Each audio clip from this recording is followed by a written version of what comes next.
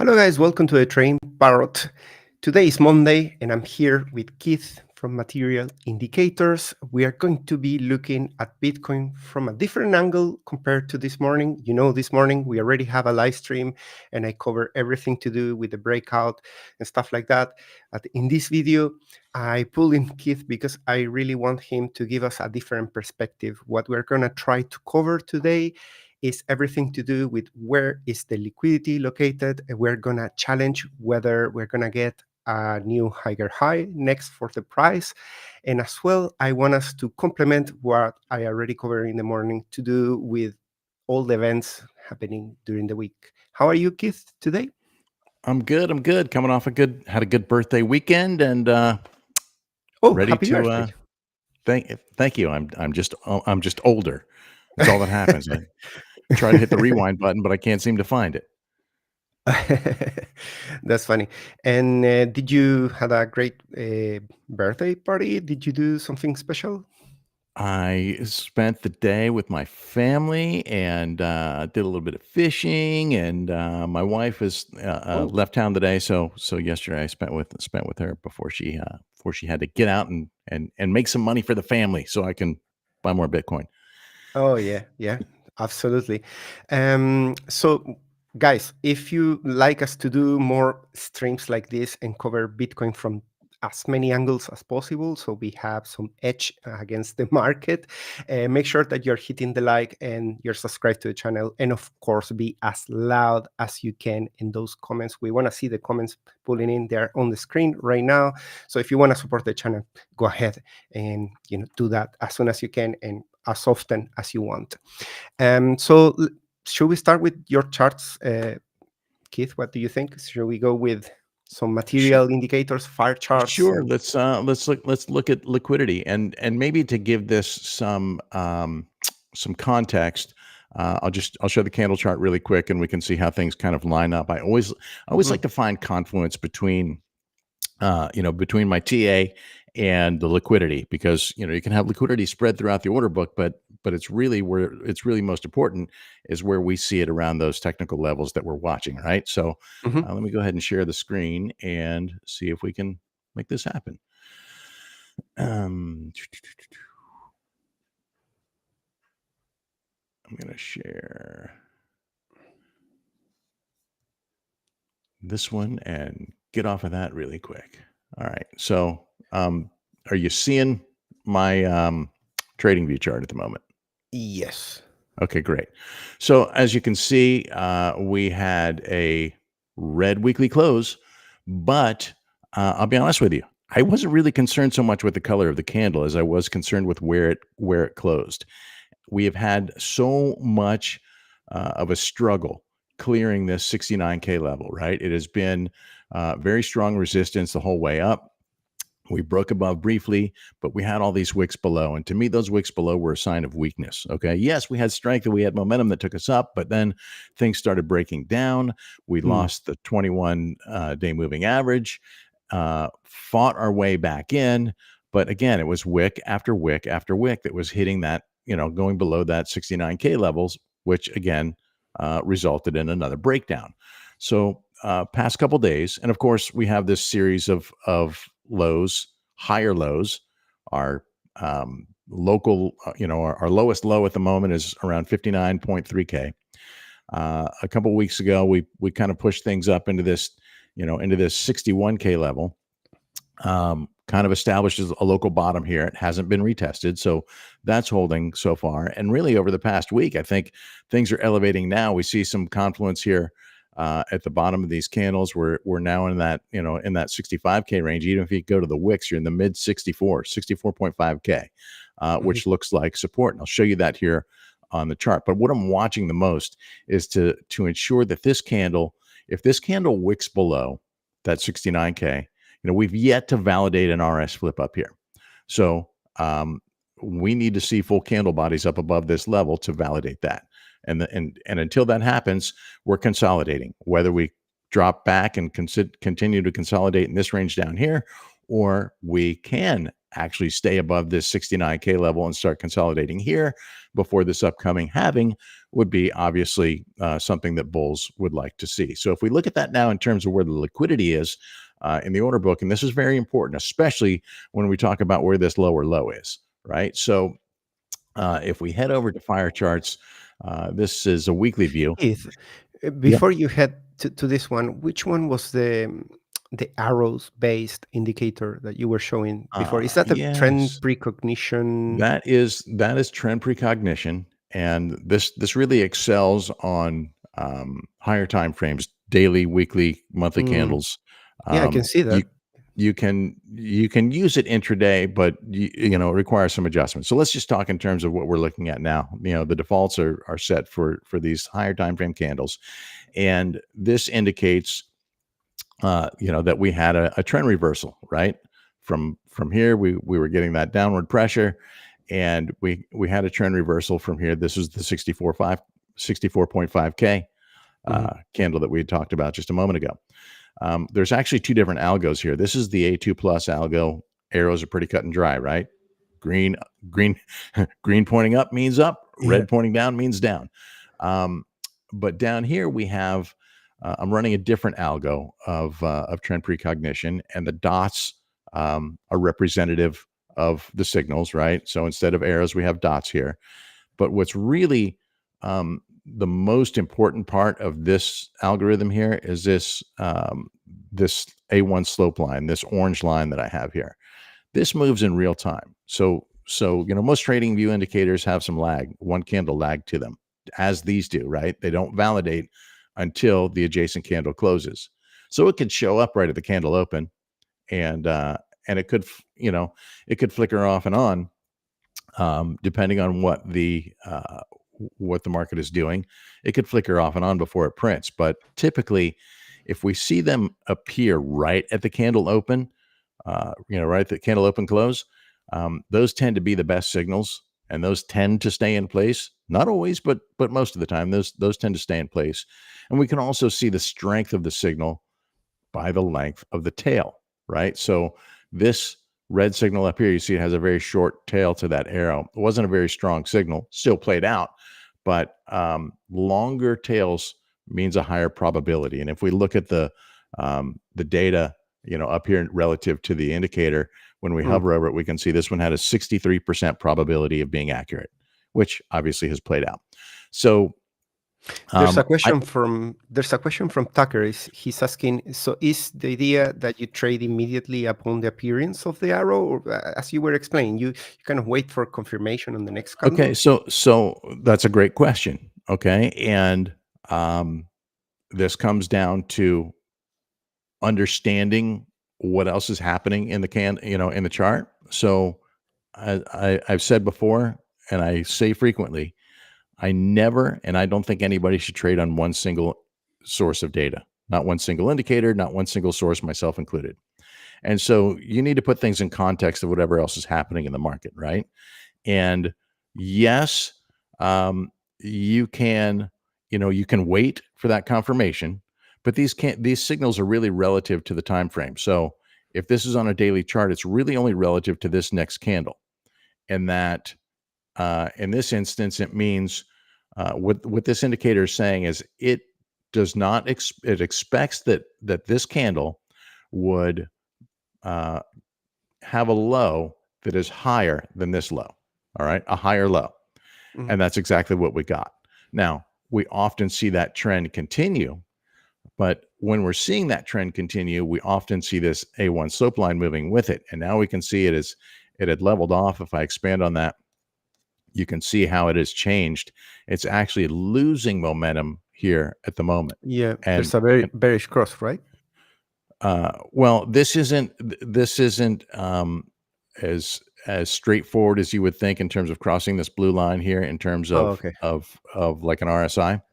Mhm. It's really this line right here, the center line that it crosses to send signals.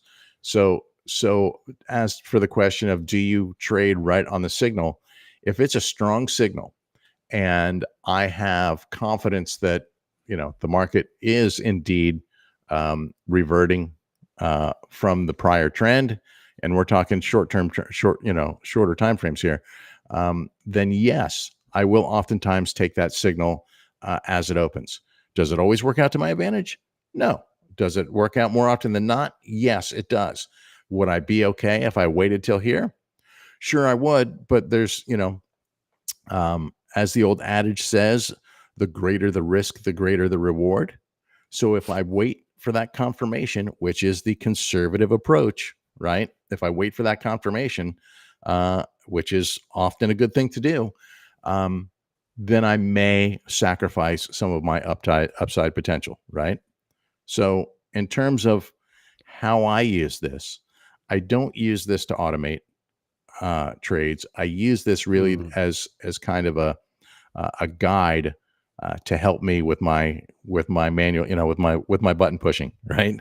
So so if I see that we're on an uptrend, and or if this was on a trajectory going up, I'd feel more confident about buying up here. But I don't feel confident about buying up here above this 71, almost 72K level, because you can see that price already started to fade back a little bit from what we top out at today, 72, 750 ish, depending on what exchange you're on.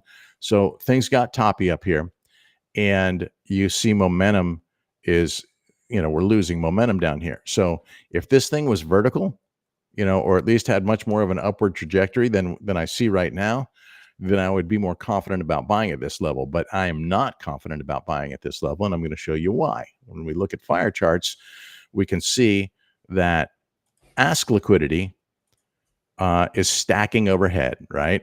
So we're now up to upwards of 52 million just at that 75K level. And you see it's laddered down. So, collectively 50, 85, you've got over 100 million right here. And you don't see that kind of concentration of bid liquidity right here. And really where I wanted to see it was above 69. So there is some decent liquidity in terms here. of support. You're Right. looking for support, basically, right? I'm looking for support, and in my opinion, nothing illustrates sentiment better than liquidity, right? Because the simple fact that we have bids here, sure, there can be rug pulls. That happens frequently, but the fact that we have bids stacking in this range here protects us from that potential lower low. And if I zoom out even further, we can see what this looks like in the in the grander scheme of things. We talked about that 59K level, right? Where the lower low is. And we had at one point a considerable amount of liquidity down at this level between the 59 and 62K range. And that has faded. Much of it has come into the range up here, right? And turned into market orders, or just, stair-stepped its way up to push price up. But here you can see that some of these blocks are now starting to move up. This, seeing a block move from down here up to here, and from down here up to here, those are signs that the market, there's sentiment to hold price up at this level, potentially to herd liquidity up. But whether you think that, whether you consider these organic or you consider them manipulative, doesn't really matter. The net effect is the same. When bids start moving up, price goes up, and we saw that happen, right? First when this came in, and it didn't really have the net effect of pushing price much. Then this one came in, and look what happened. Price moved up. And so what I look for in more of a macro view, in terms of when we're actually going to get that breakout to go towards a new all-time high, is where is the highest concentration of liquidity stacked. And if we look at history here, and I'll expand on this chart, and I'm not applying any filters here, so we're seeing what the raw volume looks like at each of these levels. Notice what happens around the brightest spots on the chart. What happens? Reversals. Yeah, look at this. Boom. And how much is here? 127 million just in that one level. Okay. And there's depth laddered below it. Okay. So those are the two things I like to see. I like to see heavy concentrations of liquidity near the price, and I like to see some depth to back it up. And that works in both directions. I mean, sometimes it's even far away. Like, always blows my mind how somebody places a large um, stack of liquidity way outside the range, and it still seems to have an effect sometimes. Again, here, look at this: 100 million with significant depth below it, and price moved, and this was obviously the bull market of 2021. So what we don't have at this point, Yeah. we don't have depth, we don't have a high concentration of liquidity here, and this, what we had up here, is starting to fade, right? It was concentrated here at about 75 million. And then we started seeing things thin out and ladder down. So this is suppressing price, trying to push price down a little bit. In terms of how much is holding price up, it's not very much. You're less than 30 million right here at 64.5. So, Mm. so I really, it takes nothing to fall through this. But the fact that we don't see anything down here, right? If we lose this range, then I think that we would look at the other consolidation ranges here, right? 50 to 52K. And if you lose that, then we get to talk about a dream target down here. But at the moment, there just does not seem to be any liquidity-based sentiment for these ranges right now. Of course, if we lost 59K, if we lost 60K, you better believe that some liquidity is going to come into this range pretty quick. But as of the moment, sentiment seems to be above 60, and even at this point above 65. And And now Keith, we're trying to stage an RS flip at 69.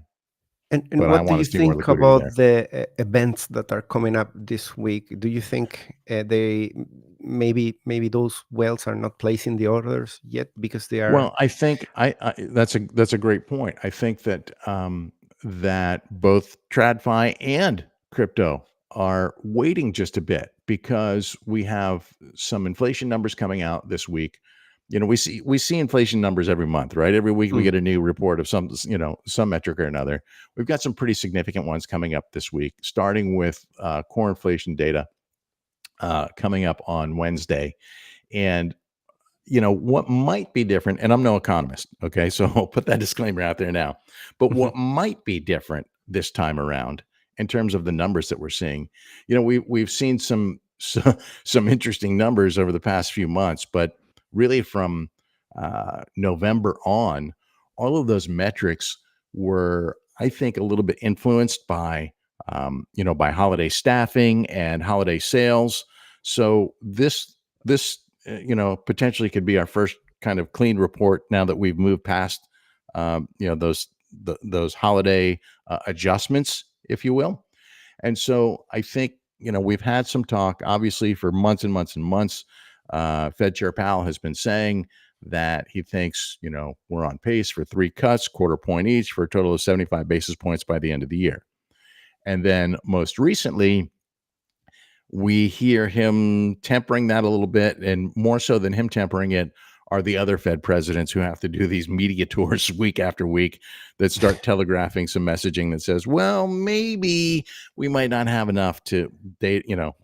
First of all, they always say we need more data to be confident that inflation's coming down sustainably. And then, most recently they're starting to say, well, maybe, we might not need to cut just yet because, inflation is sticky. Well, if we see a cooler than expected year over year core inflation number, if numbers come down, it's already forecasted to come down, which is good. And I would expect that that's probably baked in. But if we have a beat on this, if these numbers come down, I think that the market would respond very positively to that. Um, if they go up, then I think then that there's concern that we might not see three cuts this year. But again, And that's tomorrow. This one. this is Yeah. Wednesday. First one is Oh. Wednesday, and then Thursday we have core, we have PPI and jobless claims. We had a scorching hot unemployment report last week, which says that the economy is as strong as ever. And so, that's one of those uh, um, good news equals bad news kinds of things. Although the market didn't really respond as negatively as I thought, because I think you have to drill um, into those unemployment numbers a little bit and kind of look, at individual sectors, is what it sounds like the economists were looking at. So, the net effect of that wasn't as bad as I expected. But in terms of what we have now, Mm. really, for me, it is, do we continue on this path of higher lows, and will we consolidate in this range? We've got a halving coming up. Um, we need to see consistently full candles above this 69K level with no wicks below. The second we have a wick below, for me anyways, that invalidates the breakout until we see those full candle bodies, and until we start making higher highs. Right, Yeah. higher We, highs will obviously change the dynamic of all of this. we do have a CME gap between, I think it was between 68 and 69, coming from this week. We left a little bit partial unfilled CME gap from the previous week around 64K. Doesn't need to be filled, but it's just something that's there in terms of liquidity. And one thing I wanted to ask you, I think we should also cover what the whales are doing. I would like to see if these last three candles are driven mostly by purple, brown. For the people that are not familiar with this part, I think the Okay. purple is between 100K and 1 million, and brown is the largest one, right? Right. So this is our binned CVD, and it's categorized by order size. And this is really important. Historically, we've seen purple whales really dominate the class for Bitcoin in terms of influence over long-term price direction. And um, since since Christmas, we have seen a significant amount of buying from this red class. Let's call them sharks. Those are $10,000 to $100,000 orders. These are market orders, by the way. Okay, so since Christmas Day, literally, and this is I have a normalized view right here to make it easy to see these moves. I'll show you what the absolute value looks like here in a second here. Um, but from this time, uh, we have seen just tremendous buying out of this red class to the tune of about $4.5 billion in market orders, up until about March 18th. And then you can see they started selling. So this is a normalized view. If they were up for, up to here, they've sold just a little bit. It looks like they've sold less than about 10% of what they bought. We can look at that in dollar values by switching to the absolute value, and now we see it in dollars. And on Christmas Day, that red class was down nearly 3 billion in terms of net flow. We'll call it negative 3 billion, and in that time, we went up 1.8 billion. Hmm. Do the math on that.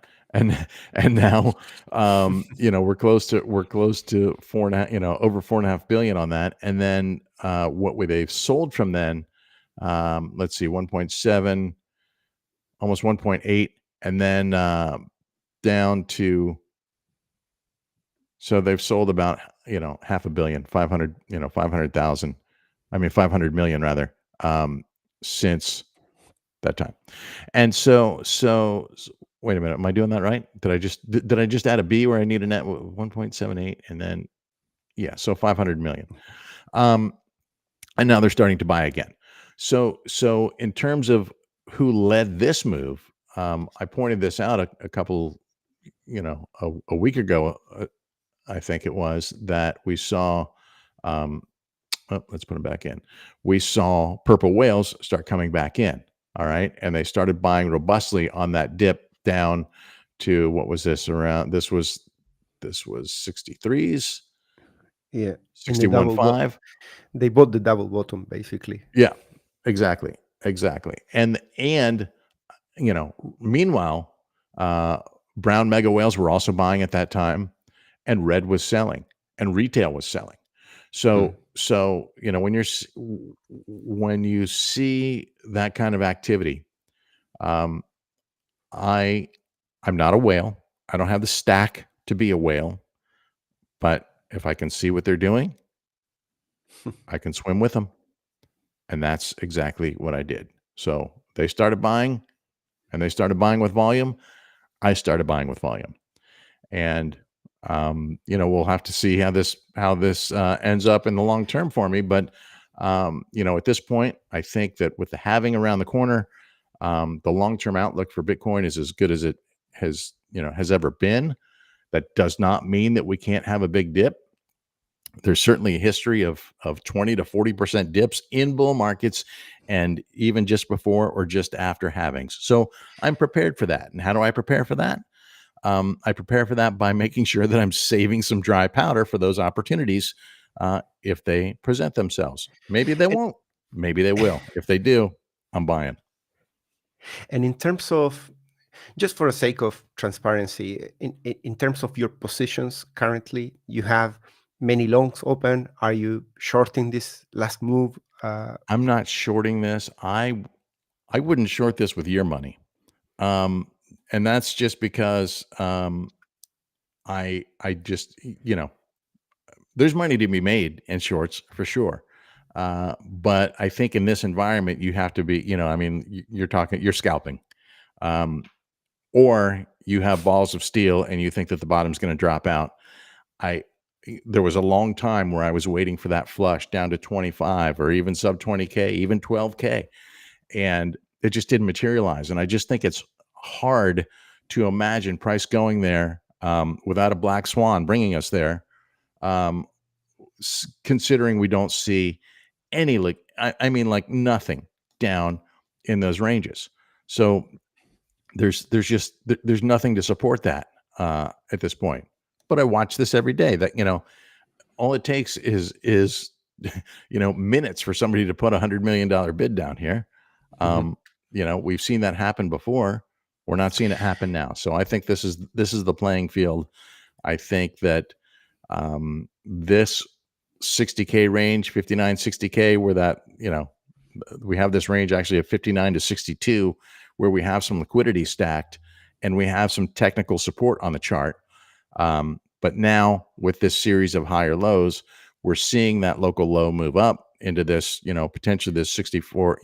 I think we've kind of validated 61K as a local bottom, and now in this past week, I think we have a chance to validate that's moving up to 64. A retest there, of course, would help validate that, or a breakout would help validate that. And I don't think we're getting 75K before this inflation report. Mhm. Certainly, it could happen, but to me, all the drama is at that 69K level, right? You just have to stay above here. This was closing above 69K was more important than closing green to me. Keith, I know you have an upcoming live stream back to back with this, possibly. So I'm just going to try to spend the last few minutes giving an update on the daily, and in the 4 hour, maybe we can complement and ping pong some ideas as Yeah, well. yeah, yeah. Let me share my tab, and you should be able to see a very messy chart at the moment. I do. Yeah. I read something about that. Yeah, there's I mean, I've been using the troll comments as a method of engagement. The fact that people don't know I'm using them is a little bit sad, but I just feel like every time they say something negative and I reply in this very, good manners, Hmm. keeping composure, and, and they get so angry, and then so many people reply, and I get the most engagement ever. I know. uh, I, I, it's I it's just free advertising for the channel. It's great. Yeah, yeah. So far, one of my highest viewed videos was one that somebody complained about about what I drew. It's the one I drew the I drew the octagon for the boxing match for the MMA match, and some guy unloaded on me, and It always happens. What can right, you do? and So, I came back at him, listen, I got no reason to fight with anybody here, and it's and I think there's something to be said for taking the high road, and so I just diffused him that way, and he then, of course, goes in and deletes his comments because he realized he was being a jackass, and but it was like you draw something that's interesting or maybe somewhat controversial, it's you get more engagement. well, it happens. So I'm gonna just continue doing it. It doesn't really stop me from doing what I love doing. Um, what we're looking at here is the daily time frame, and it looks messy, yes, because I have a combination of things that I left on from before that I can switch off now. But I actually focus most of the time on the RSI here below. It's not that I only use RSI. I'm actually a very complicated guy. I love using so many indicators, and I have developed hundreds of indicators on TradingView. But when it comes to trading manually, I like to keep my focus on 99% just one indicator. I just look at the price action and the RSI, and I admire traders that can do that, that they just look at the VWAP or they just look at the RSI or support and resistance. If you can survive with just one single thing and just looking at volume and maybe different time frames, that is, in my opinion, is better than putting too many things. Even though you see too many things here, I'm mostly focusing on RSI. That's it. And what I see here, for months we were talking about we are climbing this, and whenever I see any time frame jumping on top of a trampoline, I start thinking eventually it breaks because it's just support. So when we broke here on the 5th of March, I say we're going to start building a channel like this, and that's what we started doing. We were looking for when are we going to build a top for that channel. At this point, the channel was formed, and we continue going lower. And at this point, I say we broke the support now, and I was wrong. We built a double bottom, the one that you were showing that the whales bought. Right. The whales bought right around here. They fake us out. They were buying a momentum broken, and they started coming back inside. When they started coming back inside, we said there's a very high chance that we are being just faked out and they're just doing a liquidity grab there. If you took the short, take your stop loss and consider that we are in the wrong direction. And we might go here, challenge this line because this is a bullish pattern, broadening, descending, um, broadening wedge, descending. You And made an interesting point about the fake out, right? I feel yeah, like more and more frequently we're seeing the TA get overshot, and this has been going on for over a year. And I don't know if that's to trick the algos or if it's to trick the manual traders, but I I used to react on those moves and said, "Oh, here comes the breakdown." But now I give it a little bit of breathing room, give it a little bit more breathing yeah. room because of the TAs getting overshot. M- I think what happened is that personally, I my experience is that momentum, call it RSI or stochastic RSI, is much more difficult to trick compared to price. In here on the top, we can see that the price broke this trend line. So we have this trend line here, and many people were talking on Twitter, oh, we broke the trend line. That's price. When I look at price, I think price is naked. Everybody's watching the price, and it's easier to manipulate because everybody calls here for a short. So you enter a Right. short, and what happens to you right after that? They push you back into the range Right. and they liquidate everybody.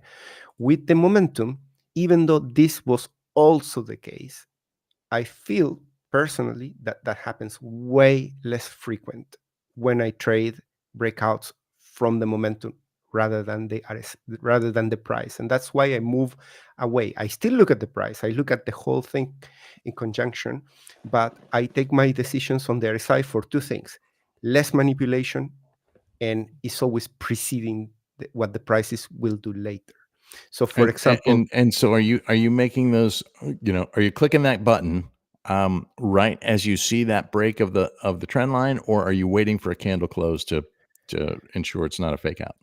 I wait for candle close, and I tend to take decisions on the 4 hour. We're looking at the 1 day, and all the only reason I pull in this one here is because this, if it holds there pointing up, it can be big. There's a lot of room to go up in terms of momentum after Right. this breakout.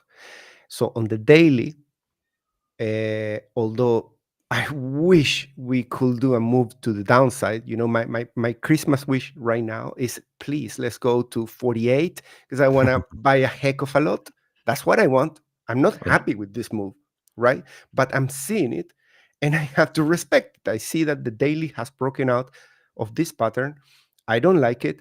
It could go to 90, it could go to 88 if it does what it's promising to do. And but I don't take the decision on the daily. I take it on the 4 hour.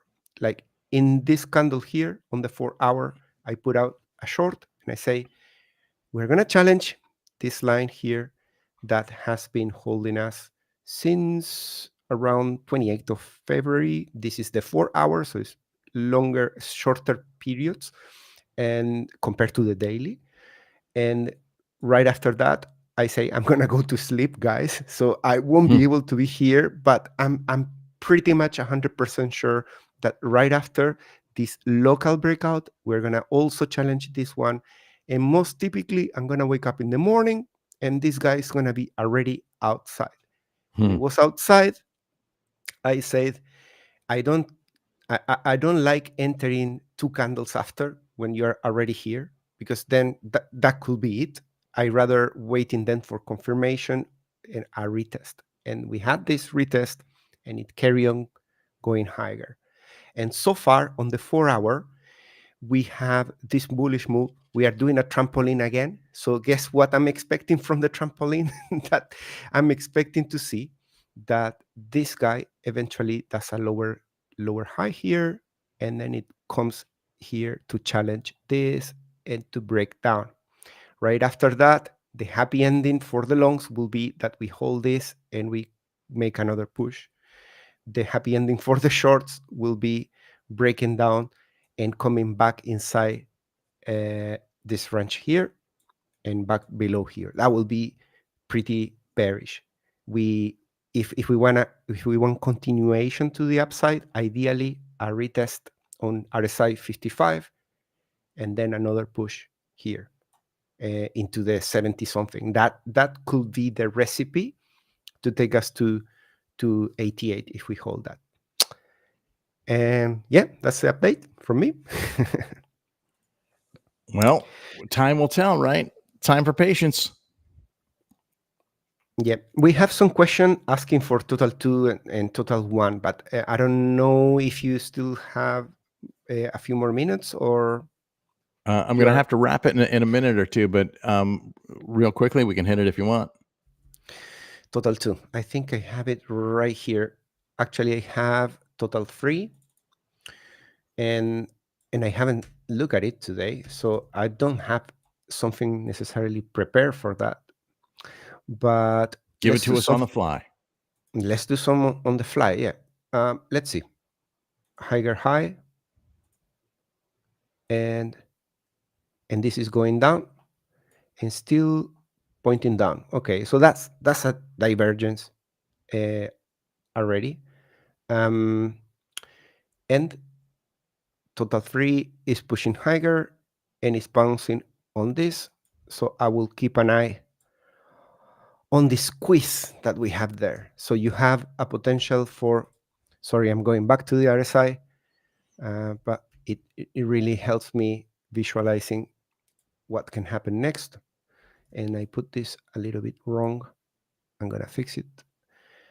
So I see very low likely that this can come there straight away. So Right. it's needing another retest there. And that retest is going to be extremely interesting because after bouncing there is also calling for some pullback.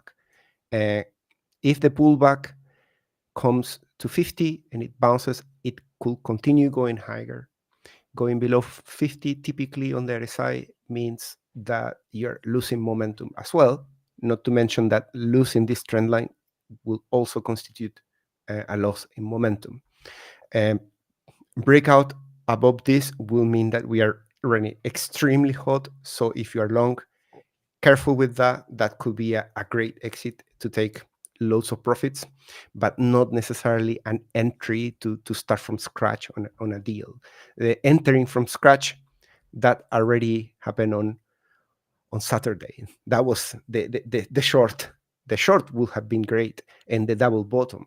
Right now, the risk is too high to enter long from scratch, unless you have a very tight stop loss. But I think we can wrap it with that. And guys, remember that we can have Keith every week on Monday. All we need from you is feedback. We need comments in the video, likes. If you are watching it from Twitter, come to YouTube and write out some comments.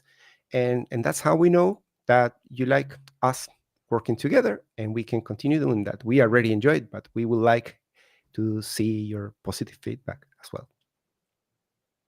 And Keith, thanks so much for joining me today. And I'll see Thanks for you having me. next week. Yeah, Thank you so looking much. forward to it. Have a Enjoy great the week. Let's next. make some money this week.